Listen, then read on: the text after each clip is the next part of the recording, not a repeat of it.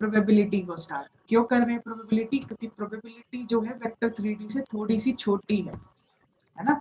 और दूसरा रीजन ये है कि वेक्टर 3D मैडम के साथ चल रही है तो तुम्हें 50% मार्क काफी हद तक समझ आ जाएगा। फिर जब मैडम प्रोबेबिलिटी पे जाएगी तो मैं प्रोबेबिलिटी करा चुका हूँ तो तुम्हें प्रोबेबिलिटी भी अच्छे से समझ में आ जाएगी। तो इसलिए और जब मैं वेक्टर 3D कराऊंगा तो मेरे पे भी हेल्प होगी क्योंकि तुम पढ़ के आ चुके होगे। तो सबसे पहले चल रहे हैं हम प्रोबेबिलिटी की तरफ। तो प्रोबेबिलिटी में देखो सबसे पहली एक्सरसाइज क्या है हमारे पास। सबसे पहली वाली हाँ कोई वो स्कूल में भी कहाँ हुई है probability of intersection of A and B upon probability of intersection of B। School में कहाँ हुई है अभी तुम्हारी, ये नहीं हुई अभी। फिर कहाँ पढ़ ली है भाई। ठीक है अरे सर वो मैंने मतलब एक दिन देख रहा था मैं ऐसे प्रोबेबिलिटी का चार्ट मतलब ठीक मैंने मतलब वही तो ऐसे देखो सबसे पहले टॉपिक जो है हमारा कंडीशनल प्रोबेबिलिटी। क्या है हमारा कंडीशनल प्रोबेबिलिटी। तो कंडीशनल प्रोबेबिलिटी क्या होती है, if E and F are two events associated with same sample space of a random experiment, the conditional probability of E given that FH occurred is equal to probability of E by F is equal to E intersection F divided by probability of B provided probability of B not equal to 0, क्योंकि ये not defined हो जाएगा। इसमें ये कहा गया है, अगर बात करें कि ये क्या चीज होती है तो इसमें ध्यान से देखें तो ये होता है, अगर कंडीशनल प्रोबेबिलिटी की बात करी जाए, नाम से ही क्लियर है कंडीशनल मतलब एक कंडीशन लगा के चल रहा है। ई एन एफ दो इवेंट्स हैं, ठीक है। अगर मैंने दो इवेंट्स ले लिए, इवेंट्स तो समझ आता ही होगा ना क्या है, 11th में भी पढ़ी है प्रोबेबिलिटी, 10th में भी पढ़ी है। 10th में हम इवेंट वर्ड यूज नहीं करते तो 11th में तो हम अच्छा खासा करते हैं। सर 11th में मैंने ना प्रोबेबिलिटी उससे कर दी थी, क्या कहते हैं, मैंने प्रोबेबिलिटी नहीं पढ़ी थी, क्या कौन सा चैप्टर था यार वो 2 मिनट सर, एक चैप्टर था ना बाइनोमियल के पहले वाला चैप्टर का नाम क्या था? 7 चैप्टर जो था। हाँ 7th आपका 8th आपका जो बाइनोमियल था, 7th आपका परम्यूटेशन कॉम्बिनेशन था।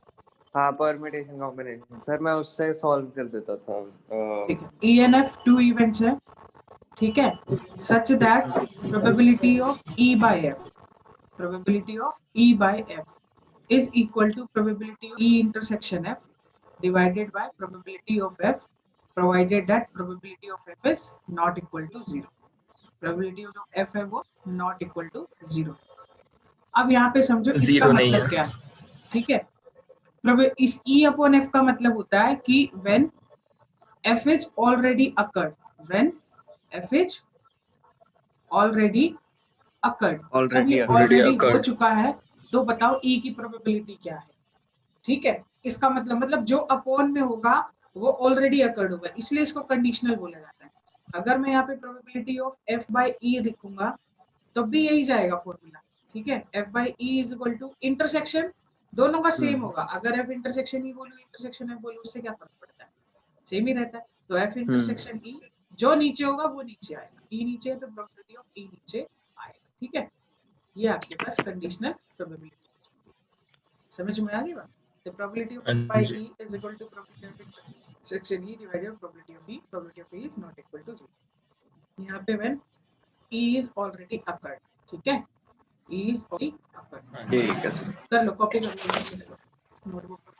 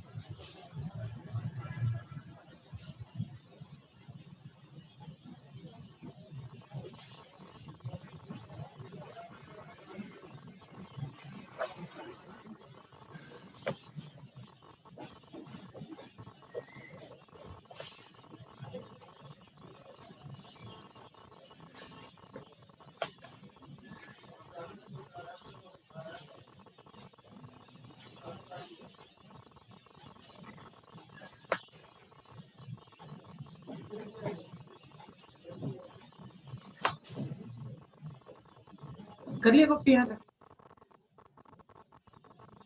Yes, बस हो गया। ठीक है, नेक्स्ट देखो, अब आता है properties of conditional probability, probability of conditional probability. देखो ध्यान से, पहली प्रॉपर्टी ये कहती है कि probability of S upon F is equal to F upon F is equal to 1।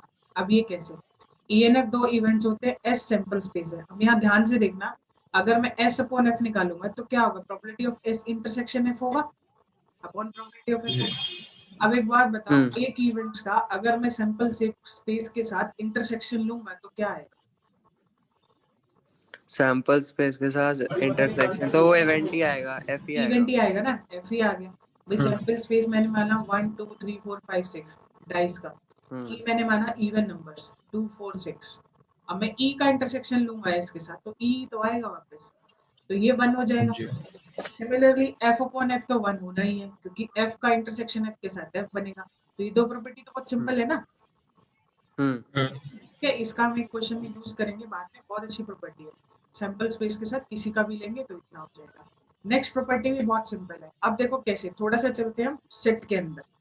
Set में हमने पढ़ा number of elements in A union B is equal to number of elements in A plus number of elements in B plus minus number of element in minus number of element intersection. वही चीज का आज हम probability में इस्तेमाल करते हैं। Probability of A union B upon F, F कुछ भी हो सकता है, ठीक है, is equal to probability of A upon F plus probability of B upon F, probability of A intersection F। पहले थोड़ा सा मैं क्लास 11th में चला जाता हूँ। 11th में ये चीज होती थी, probability of A union B is equal to probability of A plus probability of B minus probability of A intersection B। यही होती थी ना। क्या करना है, n की जगह बस P लिख देना है। probability of A upon A union B is equal to probability of A plus probability of B minus probability of A intersection B। अब जब आप अपॉन में डाल दोगे ना कोई इवेंट, तो वो सारी जगह जाके डाल दो, बस अपॉन है अपॉन है अपॉन है और अपॉन। ठीक है, समझ आ गई बात? दिक्कत नहीं है ना, बहुत सिंपल सी है। ठीक है, फिर आ जाता है इन पर्टिकुलर, ये अच्छा क्वेश्चन है। If A and B are disjoint. अब डिसजॉइंट का मतलब होता है कि जो उनका इंटरसेक्शन है ना वो फाई है। ठीक है, ये आप पढ़ के आ चुके हो सेट के अंदर। Two events are disjoint if A intersection B is equal to 5। ठीक है, एम्प्टी सेट, समझ आ गई ना बात? 5 means empty set.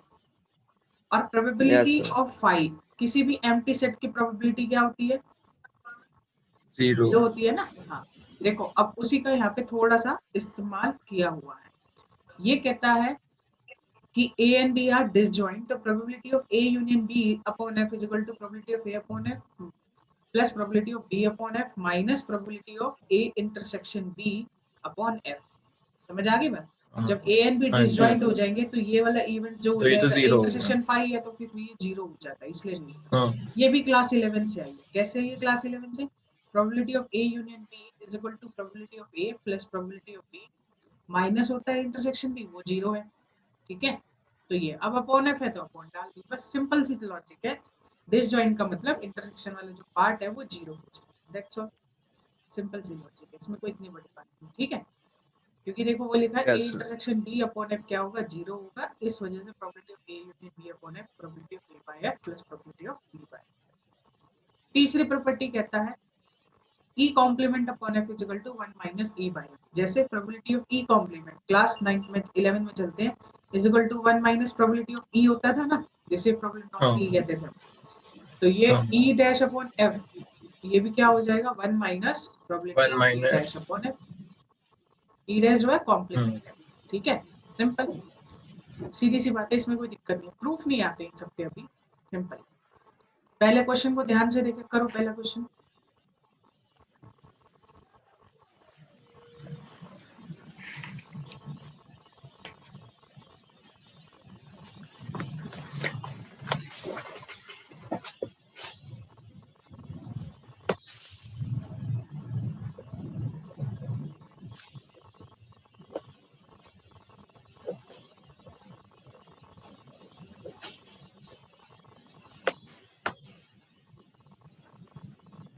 Four by 9। 4 bye अब यहाँ पे प्रोबेबिलिटी ऑफ ए गिवन है, ए का कोई यूज है? नहीं सर। हाँ, तो बस इसलिए दिया। अगर बी बाय ए बोलता तो ए का यूज होता, क्योंकि ए तो नीचे एक ही होता। हाँ ठीक है। अब देखो नेक्स्ट क्वेश्चन पे चल रहे हैं, वेरी वेरी वेरी इंपॉर्टेंट, कई बार आ गए पेपर में, और कितने मार्क्स का? 2 मार्क्स का क्वेश्चन आता है, कई बार आया, कई बार, बहुत इंपॉर्टेंट क्वेश्चन है, ध्यान से समझना। अब इन्हीं चीज को ना वर्ड प्रॉब्लम में आ रहे हैं, कहते हैं a family has 2 children, what is the probability that both the children are boys given that at least one of them is boy? देखो क्या कहता है, कर एक फैमिली है, 2 चिल्ड्रन है, what is the probability that both the children are boys given that at least one of them is boy? अब यहाँ पे थोड़ा सा समझते हैं, एक मैं समझा दूं फिर आगे करना। What is the probability that both the children, अब एक फैमिली में 2 चिल्ड्रन है, क्या क्या प्रोबेबिलिटी हो सकती है? हो सकता है कि दोनों बॉय बॉय बॉयज हो, बॉय गर्ल, बॉय गर्ल हो, गर्ल्स गर्ल बॉय हो, या गर्ल्स गर्ल्स हो। अगर मैं यहाँ पे लिख दूं कि बी फॉर बॉयज है और जी फॉर गर्ल्स है, ठीक है, तो जो सैंपल स्पेस बनेगा वो क्या बनेगा? सैंपल स्पेस भी लिखना होता है बीबी सैंपल स्पेस के नंबर, बीबी बीबी बीजी बीजी, जीजी। हाँ जीबी और जीजी, ठीक है। अब इसने क्या बोला, what is the probability that both the childrens are boys, तो पहले ई लेना पड़ेगा ना, ई इवेंट्स माना बोथ बॉयज है, सर ठीक पर है। इसमें तो बीजी और जीबी सेम, इसमें तो वो नहीं है ना, ऑर्डर तो मैटर नहीं करता, तो फिर बीजी और जीबी सेम ही मानेंगे ना? नहीं नहीं, मैटर करेगा बेटा, क्योंकि ए फैमिली में 2 चिल्ड्रन है but both the childrens are boys, तो उसमें ये भी देखना पड़ेगा ना कि पहले सैंपल स्पेस तो टोटल बनाओगे ना, सैंपल स्पेस में तो हर ऑर्डर मैटर करता है, अच्छा सैंपल स्पेस में हर ठीक ऑर्डर मैटर करता है। देखो पहला क्या कह रहा है, both the childrens are boys, तो E be the event that both the childrens are boys, तो फिर आप ई के एलिमेंट लिखो सेट बना के, क्या आ रहा है? बीबी आ रहा है, कोई दिक्कत? हाँ। फिर कह रहा है नहीं at least one of them is boy, तो एफ माना one of them boy, sample space लिखो क्या होंगे? बीजी होगा, बीजी बीबी जीबी। हाँ, और बीबी भी होगा, क्योंकि एटलीस्ट वन बोला उसने, क्योंकि एटलीस्ट वन का मतलब कम से कम एक तो होना चाहिए, तो दोनों भी आएंगे, कोई दिक्कत? अब नहीं प्रोबेबिलिटी ऑफ एफ कैलकुलेट करो, एफ कैलकुलेट करेंगे, इंटरसेक्शन हो गया बीबी यानी 1 इन पहले क्या, अपॉन। एफ कैलकुलेट करते हैं तो 3 एलिमेंट आए, तो 3/4, क्योंकि सैंपल स्पेस में 4 एलिमेंट है, और प्रोबेबिलिटी ऑफ ई जो निकालेंगे वो कितना? 1/4 है, क्योंकि एक आया एक ना। अब ई इंटरसेक्शन एफ निकालते हैं, अगर मैं ई इंटरसेक्शन एफ निकालने जाऊं तो ये बोल बनेगा मेरा सिर्फ एक ही बनेगा, बीबी, यही बनेगा ना, ठीक है। तो probability of E intersection F ये भी कितना होगा? 1/4, क्योंकि एक एलिमेंट आया, टोटल सैंपल स्पेस में 4, सैंपल स्पेस का यूज ही यही है, टोटल प्रोबेबिलिटी यहाँ देगा। अब मुझे निकालना क्या है, यहाँ पे थोड़ा सा समझो, मुझे निकालना ई अपॉन एफ। अब कैसे पता चला ई अपॉन एफ निकालना? गिवन दैट जो होता है ना वो नीचे आता है, गिवन दैट ठीक है नीचे, सर। तो एफ नीचे आएगा, समझ आ गई? क्योंकि एफ हमने क्या माना, at least one of them boy. अब दोनों का इंटरसेक्शन ऊपर आएगा, इंटरसेक्शन की प्रोबेबिलिटी 1/4, और यहाँ पे जो हमारे पास एफ नीचे आएगा, एफ की प्रोबेबिलिटी 3/4, तो आंसर आ जाएगा 1/3, ठीक है। हाँ समझ आ जी गई बात? तो इन्हीं हाँ चीजों जी। को समझना है, ठीक है। अब इसने क्या लिया? स्मॉल लिया। आप ऐसे भी लिख सकते हो सैंपल स्पेस, जैसे मैं इसने लिखा ऑर्डर्ड पेयर में, मेरे जैसे भी लिख सकते हो, गलत कोई सा भी नहीं, मैंने ऑर्डर पेयर नहीं लिखा, बीजी बीबी जीबी जीजी किया, ठीक है, मेरा भी गलत नहीं है, इसका भी गलत है, तो लेकिन हाँ थोड़ा सा एक्सप्लेनेशन अच्छी होनी चाहिए। Let E be the events both the children are boy, F be the event at least one of them boy, फिर ई के एलिमेंट लिखो, फिर एफ के लिखो, फिर इंटरसेक्शन के लिखो, फिर इंडिविजुअल की प्रोबेबिलिटी निकालो हर एक की, फिर ई अपॉन एफ जो गिवन दैट है वो नीचे आ जाए। समझ आई सर वो बात? सैंपल स्पेस में 4 लोग, मतलब 4 वो आते हैं, मतलब एक लड़का एक लड़की हो गया ना, बट पहले लड़का हो या पहले लड़की हो वो मैटर क्यों करता है? मैटर करता है क्योंकि सैंपल स्पेस है ना, सैंपल स्पेस में सारे एलिमेंट मैटर करते हैं। अगर मैं बोलूँ 2 डाइस को उछालो और इवेंट्स लिखो जिसका इवेंट 3 आएगा, तो आप बोलोगे 1 2 का सम 3 आता है, तो 2 1 लिखने की क्या जरूरत है? बात तो एक ही है, सम तो 3 है। तो सैंपल स्पेस में हर चीज मैटर करती है। सैंपल स्पेस का मतलब क्या होता है? जितने मैक्सिमम आप केसेस बना सकते हो, ठीक है। ठीक है। सैंपल स्पेस का मतलब यही होता है, मैक्सिमम कितना आप पॉसिबल केसेस बन सकते हो, तो इस वजह से हुआ है। करो इस ओके क्वेश्चन को करो। Yes sir.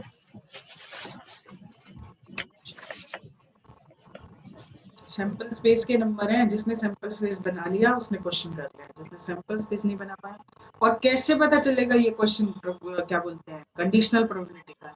जब भी गिवन दैट होगा ना तो समझ जाओ ये क्वेश्चन जो है कंडीशनल प्रोबेबिलिटी का है।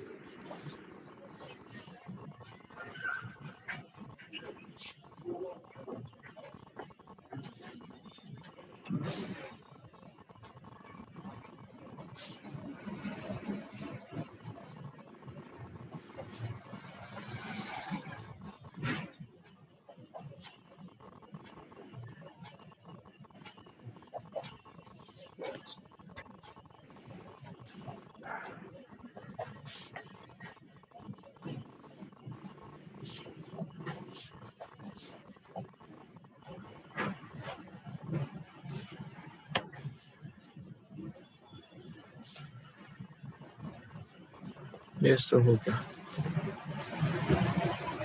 नेक्स्ट देखो, 2 cards are numbered from 1 to 10, placed in a box, mixed thoroughly, and 1 card is drawn randomly. If it is known that the number on the drawn card is more than 3, what is the probability that it is an even number? ठीक है, 1 से 10 है, it is known that the number on the card drawn is more than 3. more than 3 मतलब 4 5 6 से लेकर 10 तक बन जाएंगे। What is the probability that even number? अब यहाँ पे given क्या है बताओ? सर P of E है more than given P f of क्या है? F जो ये हाँ, जो more than 3 P है of वो F है given है। more than 3 है। हाँ, क्योंकि उसने देखो उल्टा क्वेश्चन कर दिया, जबकि गिवन दैट लिखना चाहिए लास्ट में। गिवन दैट वर्ड यूज करते हैं लास्ट में, लिखते हैं ना, find the probability of this given that. लेकिन यहाँ पे देखो बंदे ने क्या दिमाग लगाया, इट इज नॉन, शुरू में ही बोल दिया उसने।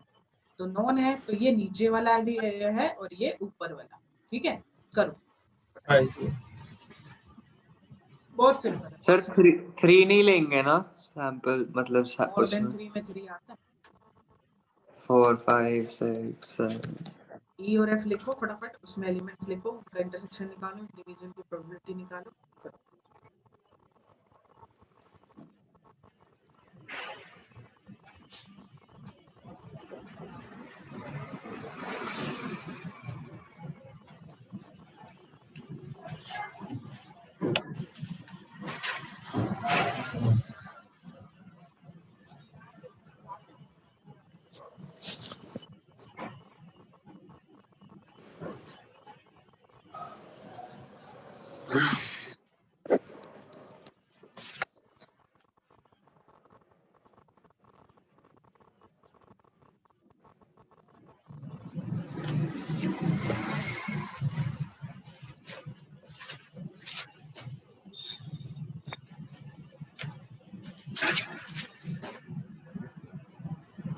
4/7। ठीक है, समझ आ गया? हाँ, सैंपल स्पेस भी तो लिखेंगे भाई, सैंपल स्पेस भी लिखना पड़ेगा। सैंपल स्पेस लिखो 1 से 10 तक, ए एलिमेंट माना आपने, इवन नंबर, बी एलिमेंट माना मोर देन 3, इंटरसेक्शन निकाला, प्रोबेबिलिटी ऑफ ए निकाली, बी निकाली, इंटरसेक्शन बी निकाली। किसको नीचे रखना है, दैट इज मोर इम्पोर्टेंट। ठीक है, ये सबसे ज्यादा। आगे समझ चले, नेक्स्ट। Yes sir. चलो नेक्स्ट करो, देखते हैं कौन करते हैं, कौन करता है।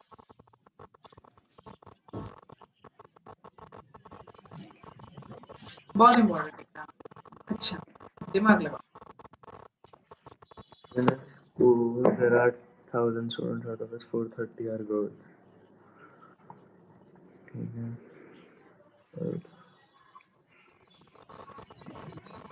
Rooms are out of 430, 10% girls study in class 12.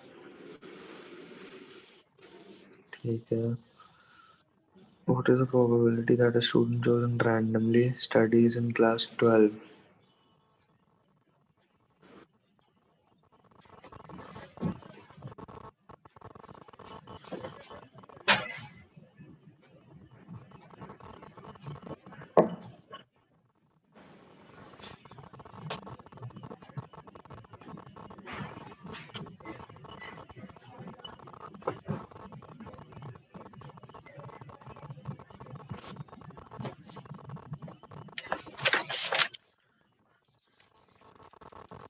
लगाओ दिमाग लगाओ। एक मिनट।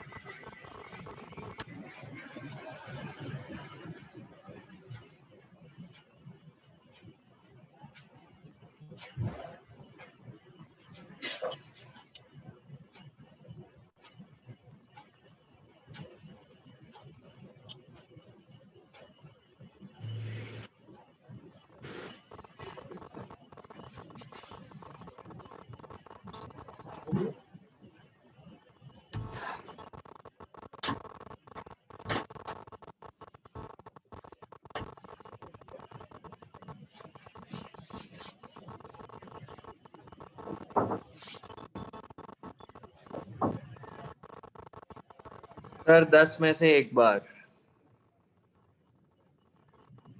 आंसर बताओ कितना है।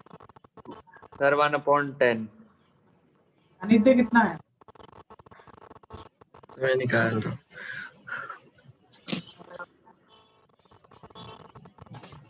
0.5। सही है ना? देखो, एक स्कूल है जिसके अंदर 1000 स्टूडेंट्स हैं, आउट ऑफ विच 430 गर्ल्स हैं, मतलब रिमेनिंग बाकी बॉयज है। It is known that out of 430 में से 10% जो है गर्ल्स, वो क्लास 12th में पढ़ती है। ठीक है, समझ में आ गई बात? ओके जी, यहाँ तक समझ में आ गई। What is the probability that a student is chosen randomly studied in class 12 given that the student is a girl? Class 12th में पढ़ता है, ठीक है, तो क्लास 12th में पढ़ता है तो इवेंट हो जाएगा क्लास 12th में। अब क्लास 12th में कितने स्टूडेंट है? In a school there are 1000 student, out of which 430 are girls. ठीक है, गर्ल्स में क्लास 12 में 43। और given that the chosen student is a girls. अब पहले एफ देख लेते हैं, चूजन स्टूडेंट जो है वो गर्ल्स है, ठीक है जी। अब गिवन दैट है chosen student is a girls. अब तो जिसमें ये से P of F तो हो गया 430/1000, 430/1000। ये तो कोई आंसर 430/1000। अच्छा, मुझे निकालना क्या है, ध्यान से देखो, मुझे गर्ल जो निकालना है। क्लास 12 में हो हाँ, तो वो हो गई मतलब 43/1000। क्लास 12 देखो, क्लास 12th में भी हो और वो गर्ल्स भी हो, मतलब मुझे probability of E bye F निकालना है। तो probability of E bye F क्या होता है? Probability of E intersection F divided by probability of F है। ठीक है, एफ तो आपने मान लिया कि जो वो जो गर्ल्स है। ई आपने मान लिया कि बच्चे जो क्लास 12th में, किसमें है? 12। Class 12th। 12th में। अब what is the probability that a student chosen randomly studied in class 12th? ठीक है, given that the student chosen is a girl. अब यहाँ आपको ये गिवन है कि कितने बच्चे क्लास 12th में पढ़ते हैं? नहीं, नहीं गिवन है ना, तो हम प्रोबेबिलिटी ऑफ ई निकाल ही नहीं सकते। समझ आ रही है बात? हम प्रोबेबिलिटी ऑफ ई निकाल ही नहीं सकते हैं यहाँ पे, लेकिन हाँ इंटरसेक्शन निकाल सकते हैं। और वैसे भी प्रोबेबिलिटी ऑफ ई चाहिए भी नहीं हमें, ई इंटरसेक्शन का एफ का मतलब कि वो बच्चा 12th में भी हो और गर्ल्स भी हो। ध्यान से समझना, ई इंटरसेक्शन एफ का मतलब क्या है? कि वो बच्चा 12th में भी हो 12th में और भी हो गर्ल्स भी हो। और गर्ल भी हो। हाँ, तो 12th में भी हो और गर्ल्स भी हो। कितने हैं? 430 गर्ल्स 10% है, of 10% 430। मतलब दैट इज 430। कितने स्टूडेंट है? 43 स्टूडेंट्स। कितने हैं? हाँ जी, 43। 43। तो 43/100 आ जाएगा। क्या आएगा? ये इंटरसेक्शन आएगा। क्या आएगा? इंटरसेक्शन 43/100 या 43/1000? 1000 सर। ठीक है, तो ये क्या आएगा? आपका इंटरसेक्शन आएगा। लेकिन प्रोबेबिलिटी ऑफ ई हम नहीं निकाल सकते। क्यों नहीं निकाल सकते? क्योंकि ई हमने किसको माना है? किसको माना है? ये हमने माना क्लास 12th में कितने बच्चे अब निकलेंगे? बताओ स्टेटमेंट गर्ल्स। पढ़ के। नहीं नहीं, ये हमने 12th को माना है। कितने बच्चे क्लास 12th में? अच्छा अच्छा। वही तो बोल रहा है, what is the probability that a student chosen randomly studying in class 12th? आप पूरी स्टेटमेंट हाँ। पढ़ के बता सकते हो कितने बच्चे हैं 12th में? नहीं नहीं बता सकते ना, क्योंकि पूरे क्वेश्चन में नहीं। कहीं मेंशन ही नहीं है कि 12th में कितने बच्चे हैं। उसमें तो ये मेंशन है 1000 बच्चे हैं स्कूल में, जिसमें से 430 आपकी गर्ल्स है और 430 में भी 10% जो है वो क्लास 12th में पढ़ती है, दैट्स ऑल। सिर्फ उसने इतनी ही बात कहनी थी है, ठीक है। तो हमने सिंपल सा उसमें लॉजिक लगा दिया। थोड़ा सा समझो, फॉर्मूला लिखोगे ना पहले तो गलती नहीं होगी, हर बार हम हर चीज की वैल्यूज नहीं बता सकते, ठीक है। नेक्स्ट क्वेश्चन है, ए डाई इज थ्रोन 3 टाइम्स, एक डाई को 3 टाइम्स फेंकते हैं, events such that A and B are defined as follow: A 4 on the third row, B even minus 6 on first and 5 on second row. Find the probability that A and B has already occurred. A given that इतना probability of A by B निकालनी है। अब देखो ध्यान से समझो, जब हम एक डाई को 3 टाइम टॉस करते हैं तो 206 इवेंट्स आएंगे ना। कैसे आते हैं? 6 की पावर n होता है, 6 to the power 3। हाँ तो 206 होता है, ठीक है, 6 का क्यूब। अब 216 इवेंट्स को लिखना इतना आसान बात थोड़ी है। उसने बोला 4 ऑन द थर्ड थ्रो, तीसरी बारी में 4 आना चाहिए, इसका मतलब पहली 2 बारी में कुछ भी हो सकता है। अब यहाँ पे लिखने का ना तरीका बहुत सिंपल होता है, बहुत ध्यान से समझना, ठीक है। उस फिर अब देखो, जब अब इसके सैंपल स्पेस लिखोगे ना तो सैंपल स्पेस लिखने का तरीका बहुत सिंपल है। कैसे लिखते हैं सर सैंपल तो स्पेस? हाँ। ऐसे लिखते हैं सैंपल स्पेस, मान लो पहले पे 1 आ गया, दूसरे पे भी 1 आ गया, तीसरे पे भी 1 आ गया, फिक्स करके चलना है। क्या करना है? एक नंबर को क्या करो, फिक्स करो, और बाकी 2 को वेरी कराओ। मान लो मैंने इस वाले नंबर को फिक्स किया, अब मान लो पहले पे 1 आ गया, दूसरे पे 2 आ गया, फिर तीसरे पे 1 फिक्स है, वो मेरा फिक्स है, वो मेरा कहीं नहीं जाएगा, ठीक है। फिर 2 1 1 1, फिर फिर 2 पहले पे 2 भी 1 1 है, दूसरे पे भी 1 था, फिर ये 3 आ गया, ऐसे सो ऑन कहाँ तक आ जाएगा? 1 6 1, ठीक है। और क्या केसेस बनेगा? ये फिक्स हो गया ना मेरा, ये फिक्स अभी भी रहेगा मेरा। मान लो पहले पे हाँ। आपने 2 कर लिया, फिर 1 कर लिया, फिर ये 6 कर लिया, ठीक है, फिर पहले पे 3 कर लिया, फिर 1 कर लिया, ऐसे सो वन बनते जाएंगे।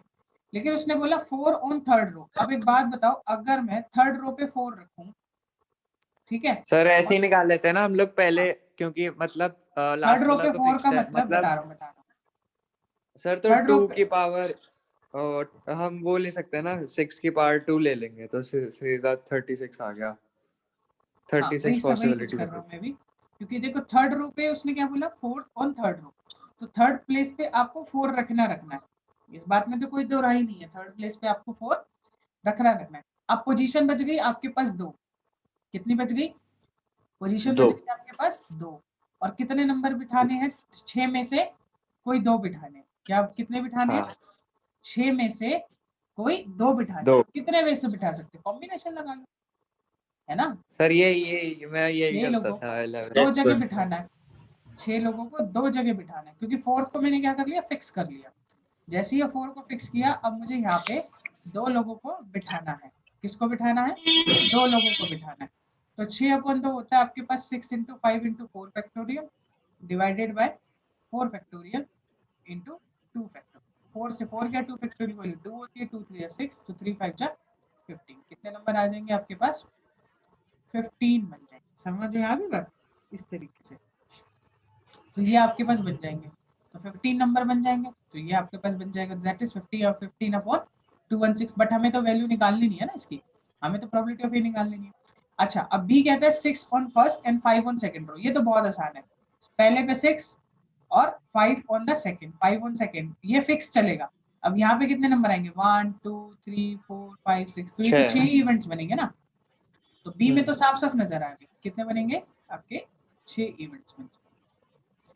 अच्छा, ए में कितने आ रहे हैं हमारे? तो ए में इतने सारे 15। इवेंट्स आते हैं। थोड़ी सी मिस्टेक कर दी हमने यहाँ पे, कॉम्बिनेशन नहीं लगेगा, एक सेकंड। सर वही लगेगा ना सीधा 6 की पावर 2।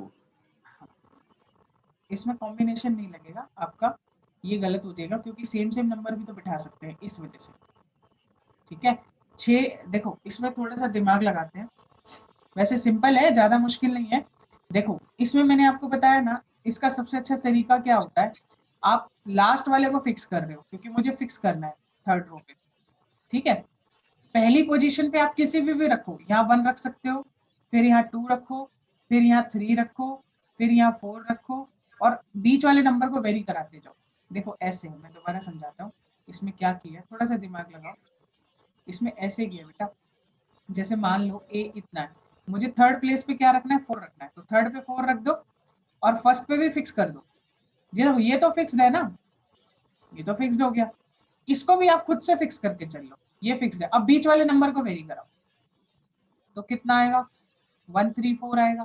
ठीक है, 1 भी रख सकते हैं, सॉरी, 124 फिर 134, कितने बन जाएंगे 6 इवेंट बन जाएंगे। कितने बन जाएंगे 6। चल ऐसे ही फिर यहाँ पे 2 रख दो और यहाँ फिर 4 रख दो, बीच वाले को वेरी कराओ, कितने बन जाएंगे 6। फिर ऐसे ही 3 के साथ और यहाँ पे फिक्स 4, बीच वाले को वेरी कराओ, कितने बन जाएंगे 6। समझ आ रहा है मैं क्या कह रहा हूँ। फिर यहाँ बीच में, यहाँ पे लास्ट में 4 रख दो, आगे भी 4 फिक्स कर लो और बीच वाले को वेरी कराओ 6। ऐसी 5 5 5, तो ये बन जाएगा 6 कितने टाइम आ जाएगा 1 2 3 4 5 6, 6 टाइम्स आ जाएगा। 6 कितने टाइम्स आ जाएगा 6 टाइम्स आ जाएगा। तो 6 6 36 इवेंट्स बन जाएंगे। कितने बन जाएंगे 36 इवेंट्स बन जाएंगे। 36 अब ऐसा क्यों हुआ, इसका रीजन भी बताता हूँ। देखो यहाँ पे आपने जब फिक्स किया, आपके पास 2 प्लेसेस है, एक ये। इसके पास पॉसिबिलिटी कितनी है बैठने की 6 वेज है। इसके पास कितने वेज है 6 वेज है, क्योंकि रिपीट हो सकता है ना, रिपीट हो सकता है, क्यों नहीं हो सकता, इसलिए 36 टोटल आउट्स होगा इसके। लिखने का भी तरीका बता दिया मैंने और वैसे भी बता दिया। बाकी लिखने का तरीका काफी अच्छा है। जब भी किसी 3 नंबरों को ऐसे लिखा जाता है ना बेटा, तो लास्ट वाला तो फिक्स्ड है, आप कोई भी एक प्लेस फिक्स करके चल लो और फिर दूसरे को वेरी करो। लास्ट तो फिक्स है, लास्ट कभी चेंज नहीं होगा। आप आगे का फर्स्ट नंबर या सेकंड नंबर को फिक्स कर लो और तीसरे को फिर वेरी करो। अब ए इंटरसेक्शन बी में एक ही एलिमेंट आया, प्रोबेबिलिटी ऑफ बी निकाल ली, इंटरसेक्शन बी निकाल ली, क्वेश्चन सॉल्व। मैंने क्या कहा, मेन जो मुद्दा था इसमें यही सबसे बड़ी बात थी। हाँ, सैंपल स्पेस इसने नहीं लिखा, सैंपल स्पेस नहीं लिखा इसने, नहीं सैंपल स्पेस नहीं लिखा बेटा, इवेंट्स ए के लिखे, ये लिखा इसने, सैंपल स्पेस नहीं लिखा, क्योंकि सैंपल स्पेस में 216 एलिमेंट्स आते हैं, उसको लिखना इतना इजी नहीं है। बाकी इन सबको तो इतना बहुत आसान है, डॉट डॉट डॉट डालो, सिंपल। समझ आया कैसे लिखा है, दोबारा बताऊं सैंपल स्पेस के ये एक इवेंट्स में कैसे लिखे हैं? अरे बहुत आसान है बच्चे, सीधा समझ लो, लास्ट वाले को फिक्स करना है और कुछ नहीं करना। कोई जब मुझे 3 नंबर को वेरी कराना है ना, लास्ट तो फिक्स है, आप आगे 2 रख लो, बीच का वेरी कराओ, आप आगे 3 रख लो, बीच का वेरी कराओ, या फिर आप और भी ऐसे कर सकते हो। लास्ट में तो 4 है ना, आप बीच का फिक्स कर लो, आगे को वेरी कराओ, ठीक है। फिर यहाँ पे बीच का फिक्स कर लो, लास्ट का तो फिक्स है, फिर इसको वेरी कराओ। अब देखो इसके साथ 6 बनेंगे, 1 2 3 4 5 6, इसके साथ फिर 6 बनेंगे, ऐसे 6 6। तो ये एक्सरसाइज थी और बहुत ही सिंपल एक्सरसाइज थी, ठीक है। करो नेक्स्ट करो। जैसे ऊपर वाला क्वेश्चन है ना एग्जांपल 5, आता नहीं है इतना बड़ा कभी, क्योंकि 2 नंबर से थोड़ा सा ज्यादा हो जाता है, थोड़ा बड़ा हो जाता है, बट फिर भी आ जाए कोई बड़ी बात नहीं। As round twice and the sum of the numbers appearing is observed to be 6. What is the conditional probability that the number 4 has appeared at least once?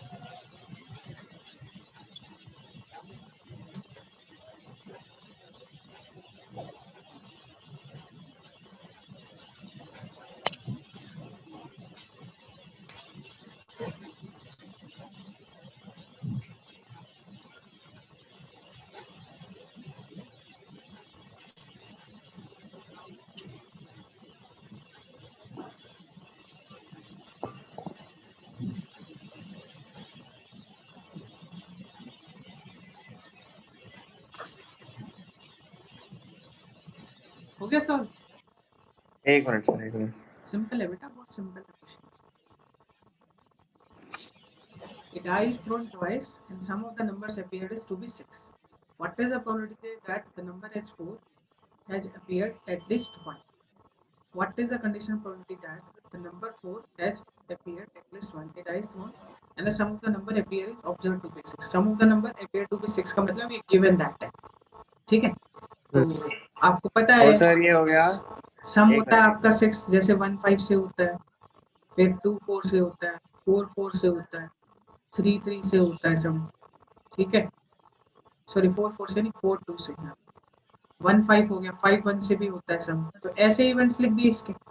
अब उसने बोला what is the conditional probability that the number 4 has appeared at least one, मतलब number 4 जो है एक से ज्यादा बार आना चाहिए। तो एक से ज्यादा बार, ये दो ही जगह आ रहा है बस, दैट्स ऑल, इंटरसेक्शन भी आ रहा है। देखो ई के हाँ जी। इवेंट्स लिख दिए ना, ई के इवेंट्स इसने क्या लिख दिए, what is the conditional probability that, इसने ई उसको उल्टा माना, मैंने अलग माना था। What is the conditional probability that number 4 has appeared at least one, एक या एक से ज्यादा बार आना चाहिए। तो ई 4 कहाँ का आता है, 4 1 पे आता है, 4 2 पे, 4 3, 6 तो ऐसे ही हो जाएंगे सीधे सीधे, 4 1 से लेकर 4 6, 1 4 पे आता है, 2 4 पे आता है, 3 4 5 4 6 4, 4 4 भी इसमें इंक्लूड होगा क्योंकि उसने बोला एटलीस्ट वंस, एक या एक से ज्यादा। एफ सम की बात करते हैं, 1 5 2 4 3 3 4 2 5 1 पे। गिवन जो दैट था वो यहाँ पे सम गिवन था, ये थोड़ा सा इसमें ढूंढना थोड़ा मुश्किल हो रहा था कि इसमें जो गिवन दैट है वो क्या है। गिवन दैट जो है वो एफ है, सम गिवन है, वही बोला ना उसने, a die is thrown twice, sum of the numbers appear to be of the two pairs, sum of the numbers मतलब ये गिवन, और डाई को अगर हम दो बार उछालते हैं 36 आउटपुट, बस।